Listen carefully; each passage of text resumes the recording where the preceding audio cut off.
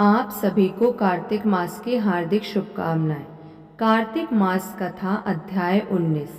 ओम नमो भगवते वासुदेवाय नमः। श्री विष्णु मम हृदय में प्रेरणा करने वाले नाथ, लिखूं महात्म कार्तिक की, राखो सिर पर हाथ। राजा पृथु ने पूछा, हे नारद जी, अब आप यह कहिए कि भगवान विष्णु ने वहां जाकर क्या किया तथा जलंधर की पत्नी का पतिव्रत किस प्रकार भ्रष्ट हुआ। नारद जी बोले, जलंधर के नगर में जाकर विष्णु जी ने उसकी पतिव्रता स्त्री वृंदा का पतिव्रत भंग करने का विचार किया। वे उसके नगर के उद्यान में जाकर ठहर गए और रात में उसको स्वप्न दिया। वह भगवान विष्णु की माया और विचित्र कार्य पद्धति थी और उसकी माया द्वारा जब वृंदा ने रात में वह स्वप्न देखा कि उसका पति नग्न होकर सिर पर तेल लगाए महिष पर चढ़ा है, वह काले रंग के फूलों की माला पहने हुए है तथा उसके चारों ओर हिंसक जीव हैं, वह सिर मुंडाए हुए अंधकार में दक्षिण दिशा की ओर जा रहा है। उसने नगर को अपने साथ समुद्र में डूबा हुआ इत्यादि बहुत से स्वप्न देखे। तत्काल ही वह स्वप्न का विचार करने लगी। इतने में उसने सूर्य देव को उदय होते हुए देखा तो सूर्य में उसे एक छिद्र दिखाई दिया तथा वह कांतिहीन था। इसे उसने अनिष्ट जाना और वह भयभीत हो रोती हुई छज्जे, अटारी तथा भूमि कहीं भी शांति को प्राप्त ना हुई। फिर अपनी दो सखियों के साथ उपवन में गई, वहां भी उसे शांति नहीं मिली। फिर वह जंगल में निकल गई, वहां उसने सिंह के समान दो भयंकर राक्षसों को देखा, जिससे वह भयभीत हो भागने लगी।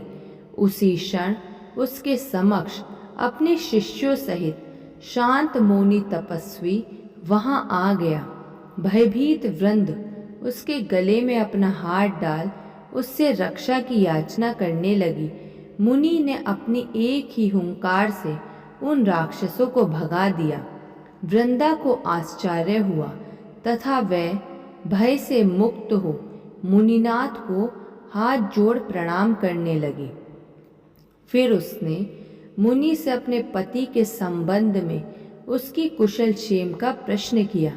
उसी समय दो वानर मुनि के समक्ष आकर हाथ जोड़ के खड़े हो गए और ज्यों ही मुनि ने भ्रकुटी संकेत किया, त्यों ही वे उड़कर आकाश मार्ग से चले गए। फिर जलंधर का सिर और धड़ लिए मुनि के आगे आ गए। तब अपने पति को मृत हुआ जान वृंदा मूर्छित हो गई, पृथ्वी पर गिर पड़ी और अनेक प्रकार से दारुण विलाप करने लगी। उसके पश्चात मुनि से वृंदा ने कहा, हे कृपानिधे, आप मेरे इस पति को जीवित कर दीजिए। पतिव्रता दैत्य पत्नी ऐसा कहकर दुखी श्वासों को छोड़कर मुनीश्वर के चरणों पर गिर पड़ी। तब मुनीश्वर ने कहा, यह शिवजी द्वारा युद्ध में मारा गया है, जीवित नहीं हो सकता, क्योंकि जिसे भगवान शिव मार देते हैं वह कभी जीवित नहीं हो सकता, परंतु शरणागत की रक्षा करना सनातन धर्म है। इसी कारण कृपा कर मैं इसे जिलाए देता हूँ। नारद जी ने आगे कहा, वह मुनि साक्षात विष्णु ही थे, जिन्होंने यह सब माया फैला रखी थी। वह वृंदा के पति को जीवित करके अंतर्ध्यान हो गए। जलंधर ने उठकर वृंदा को आलिंगन किया और मुख चूमा।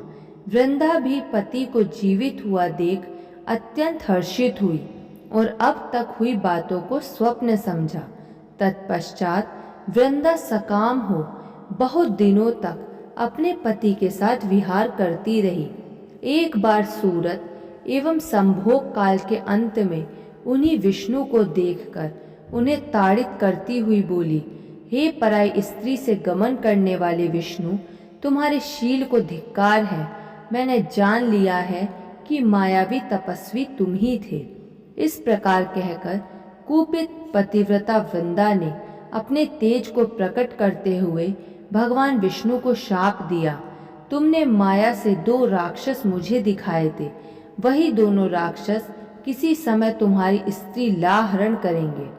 सर्पेश्वर जो तुम्हारा शिष्य बना है, यह भी तुम्हारा साथी रहेगा। जब तुम अपनी स्त्री के विरह में दुखी होकर विचरोगे, उस समय वानर ही तुम्हारी सहायता करेंगे।